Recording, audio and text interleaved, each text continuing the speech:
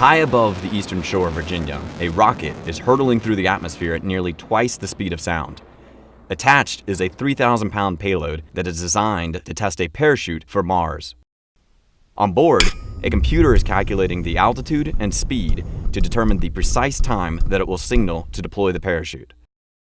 These aren't the first tests of parachutes for Mars.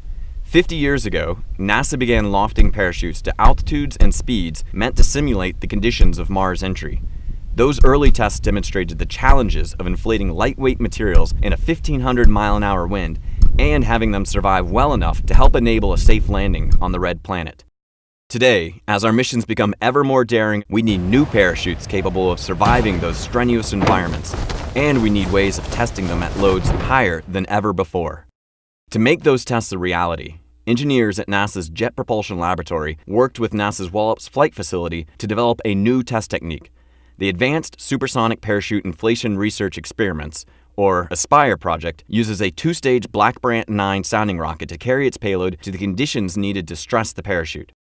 The rocket is launched out over the Atlantic Ocean and ascends to altitudes where the atmosphere of Earth mimics the atmosphere near the surface of Mars.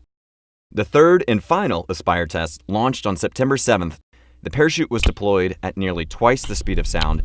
In less than half a second, 200 pounds of nylon, Kevlar, and Technora go from a small drum-sized bag with the density of wood to an inflated parachute with the volume of a large house, generating nearly 70,000 pounds of drag. Here, in slow-motion images, you can see the rapid emergence of the parachute as it begins generating the drag crucial for deceleration at Mars.